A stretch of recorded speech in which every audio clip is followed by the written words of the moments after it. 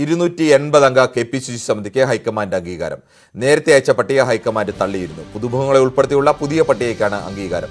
അടുത്ത ദിവസം ചേരുന്ന ജനറൽ ബോഡി യോഗത്തിൽ പട്ടിക പ്രഖ്യാപിക്കുമെന്ന് KPCC അധ്യക്ഷൻ K. സുധാകരൻ പറഞ്ഞു.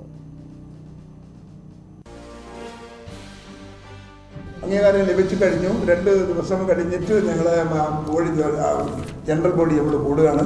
പുതുമുഖങ്ങളുണ്ട്, കുറേ പുതുമുഖങ്ങളുണ്ട്, കുറേ പഴയ ആളുകളുണ്ട്. ശതമാനം ഒരു 10-40% പുതുമുഖങ്ങളുണ്ടാവും. വനിതകളുണ്ട് ഒരു 10-20%. 2-3 ദിവസത്തിനുള്ളിൽ ഉണ്ടാവും. TG സജിത്താണ് തിരുവനന്തപുരത്ത് നിന്നും ചേരുന്നത്. സജിത്ത്, പട്ടികയെ സംബന്ധിച്ച് അന്തിമ അംഗീകാരം ലഭിച്ചെങ്കിലും പ്രഖ്യാപനം 2-3 ദിവസം കഴിയും എന്നാണ് പറയുന്നത്. എന്താണ് കൂടുതൽ വിവരങ്ങൾ? കിരൺ, AICC കേരളം തയ്യാറാക്കി നൽകിയ പട്ടികയ്ക്ക് അംഗീകാരം നൽകിയിട്ടുണ്ട്. പുതുമുഖങ്ങളും വനിതകളെയൊക്കെ ഉൾപ്പെടുത്തിയ പുതിയ പട്ടികയ്ക്കാണ് അംഗീകാരം നൽകിയിരിക്കുന്നത്. 280 അംഗ പട്ടികയാണ്. ഈ പട്ടികയ്ക്കാണ് ഇപ്പോൾ അംഗീകാരം നൽകിയിരിക്കുന്നത്. നേരത്തെ KPCC അംഗങ്ങളുടെ പട്ടിക നേരത്തെ തയ്യാറാക്കി നൽകിയിരുന്നെങ്കിലും അത് AICC അതിനെ എതിർത്തിരുന്നു. കാരണം പുതുമുഖങ്ങളുടെ എണ്ണം കുറവ്, ഒപ്പം തന്നെ വനിതാ പ്രാതിനിധ്യം, ഇതിനുമപ്പുറം ചിന്തപിച്ചിതറിലെ തീരുമാനങ്ങൾക്ക് പലതും വിരുദ്ധമായ രീതിയിലാണ് പട്ടിക തയ്യാറാക്കിയത് തുടങ്ങിയ ആക്ഷേപങ്ങളൊക്കെ ഉയർന്നിരുന്നു. ഇതേ തുടർന്ന് പട്ടിക തിരികെ അയക്കുകയും വീണ്ടും സംസ്ഥാനത്ത് ചർച്ചകൾക്കൊടുവിലുള്ള പട്ടികയാണ് കൈമാറിയിരിക്കുന്നത്. 280 അംഗമാണ് പട്ടിക. അടുത്ത ദിവസം തന്നെ പ്രഖ്യാപനമുണ്ടാകും.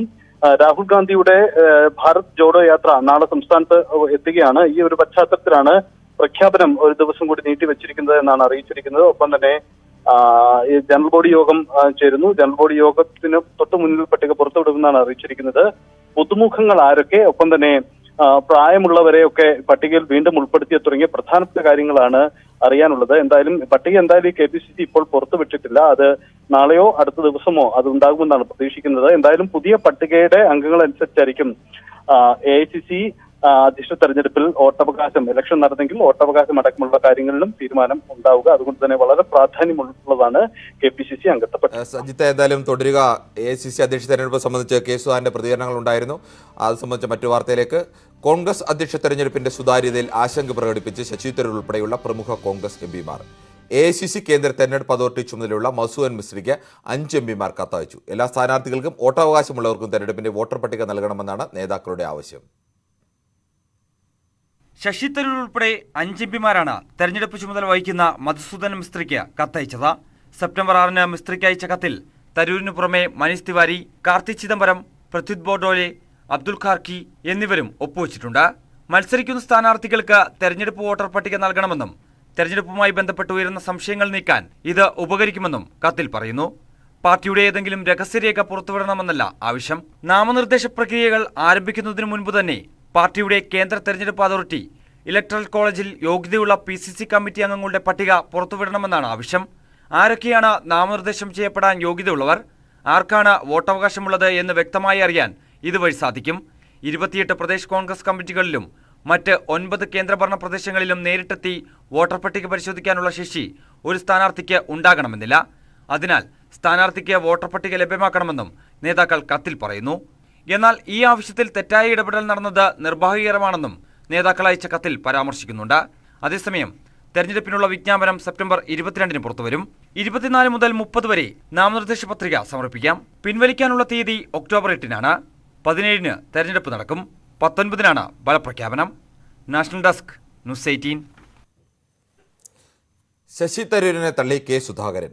ഹൈക്കമാൻഡ് സ്ഥാനാർത്ഥി ഉണ്ടെങ്കിൽ അതിനെ അനുകൂലിക്കുന്നതാവും സാധാരണ രീതി.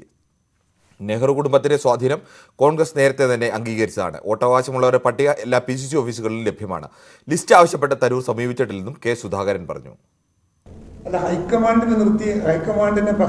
ഒരു ആൾ നിർത്തുന്നുണ്ട് എന്ന് നമുക്ക് കാണാം. നിർത്തിയാൽ ഒരു സ്ഥാനാർത്ഥി പാർട്ടി നിശ്ചയിച്ച സ്ഥാനാർത്ഥിയാണ്. ആ സ്ഥാനാർത്ഥിയെ ഉൾക്കൊള്ളാൻ പറ്റാത്ത ആളുകളുണ്ടെങ്കിൽ അവരിപ്പോൾ അവരവരെ അഭിപ്രായ വ്യത്യാസങ്ങൾ പറയല്ലോ. ജനാധിപത്യ പാർട്ടിയാണ്. ജനാധിപത്യ പാർട്ടിയിൽ ഹിതകരമല്ലാത്ത കാര്യത്തെക്കുറിച്ച് അഭിപ്രായം പറയാൻ സ്വാതന്ത്ര്യമുണ്ടല്ലോ. ആ സ്വാതന്ത്ര്യം ഇപ്പം നിഷേധിക്കാനോ നിഗണിക്കാനോ ആർക്കും സാധിക്കില്ല. അത് പാർട്ടിക്കകത്ത് എന്നും ഉണ്ട്. രാഹുൽ ഗാന്ധിയെ പോലും വിമർശിക്കുന്നില്ല ഈ പാർട്ടിയുടെ അകത്ത്. സ്വാഭാവികമായും അദ്ദേഹം എന്ത് പറഞ്ഞാലും ഗാന്ധി കുടുംബം എന്ന് പറയുന്നത് നമ്മളെ സംബന്ധിച്ച്, കോൺഗ്രസിനെ സംബന്ധിച്ച് ഒരു എന്താ പറയുക, ഒരു ആവേശമാണ് എന്ന കാര്യത്തിൽ തർക്കമൊന്നുമില്ല. വിവരങ്ങളുമായി TG സജിത്ത് തുടരുന്നുണ്ട്. സജിത്ത്, നേരത്തെ കെ സുധാകരൻ പറഞ്ഞിരുന്നത് മത്സരമുണ്ടാവുകയാണെങ്കിൽ ശശി തരൂർ മത്സരിക്കുകയാണെങ്കിൽ ഒരു മനസാക്ഷി വോട്ടിലേക്ക് KPCC മാറും എന്ന തരത്തിലേക്കാണ്. KPCയുടെ ഒരു സ്ഥാനാർത്ഥി ഉണ്ടാവില്ല എന്ന മട്ടിൽ തന്നെയാണ് പറഞ്ഞിരുന്നത്. പക്ഷേ കേരളത്തിലെ പ്രധാന നേതാക്കളെല്ലാം ഇതുവരെയും ഹൈക്കമാൻഡിനെ പൂർണ്ണമായും അനുകൂലിക്കുക എന്നുള്ള നിലപാടാണ് സ്വീകരിച്ചിട്ടുള്ളതും. ഇപ്പോൾ വീണ്ടും ആ പഴയ നിലപാടിലേക്ക് അല്ലെങ്കിൽ മറ്റു നേതാക്കളുടെ നിലപാടിലേക്ക് സുധാകരനും മാറിയിരിക്കുന്നു. എന്താവും കാരണം? കിരൺ, കഴിഞ്ഞ ദിവസം കെ സുധാകരൻ അദ്ദേഹം പ്രത്യേകിച്ച് KPCC അധ്യക്ഷൻ തരൂരിന്റെ സ്ഥാനാർത്ഥിത്വത്തെ സ്വാഗതം ചെയ്യുന്ന തരത്തിൽ പ്രസ്താവന നടത്തിയത് വലിയ ചർച്ചയായിരുന്നു. അതിനും ഒടുവിൽ നെഹ്റു കുടുംബത്തിൽ നിന്ന് തന്നെ ഒരു സ്ഥാനാർത്ഥി ഉണ്ടാവാനുള്ള സാധ്യതയെ അദ്ദേഹം എതിർക്കുന്ന രീതിയിലും സുധാകരൻ പ്രസ്താവന നടത്തിയിരുന്നു. പിന്നീട് ഈ നിലപാട് തിരുത്തി സുധാകരൻ രംഗത്ത് വന്നു. ഇന്ന് അദ്ദേഹം കൂടുതൽ ഈ വിഷയത്തിലെ നിലപാട് ഒന്നുകൂടി വ്യക്തമാക്കുകയാണ്. തരൂരിന്റെ പുതിയ നീക്കത്തെ തള്ളുന്ന നിലപാട് തന്നെയാണ് KPCC അധ്യക്ഷൻ സ്വീകരിക്കുന്നത്. അതായത് പാർട്ടിക്ക് ഒരു ഔദ്യോഗിക സ്ഥാനാർത്ഥി ഉണ്ടാവുമ്പോൾ അതിനെ അനുകൂലിക്കുന്നതാണ് പൊതുരീതി എന്നതാണ് അദ്ദേഹം വ്യക്തമാക്കിയ കാര്യം.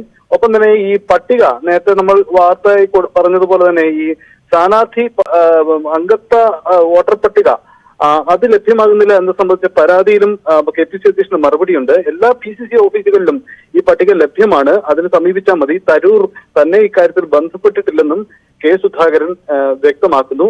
എന്തായാലും തരൂർ സ്ഥാനാർത്ഥിയാവാൻ പിന്തുണ ഉണ്ടാവില്ല എന്ന തരത്തിലുള്ള കൃത്യമായ സൂചന തന്നെയാണ് അദ്ദേഹം പങ്കുവയ്ക്കുന്നത്. മനസാക്ഷി വോട്ടായിരിക്കില്ല, കേരളത്തിൽ ഔദ്യോഗിക സ്ഥാനാർത്ഥിക്കൊപ്പമുള്ള ഒരു പൊതു നിലപാട് തന്നെ ഉണ്ടാകുമെന്ന സൂചനയാണ് കെ സുധാകരൻ പങ്കുവയ്ക്കുന്നത്. ശരി, TG സജിതാണ് വിവരങ്ങൾ നൽകിയത്.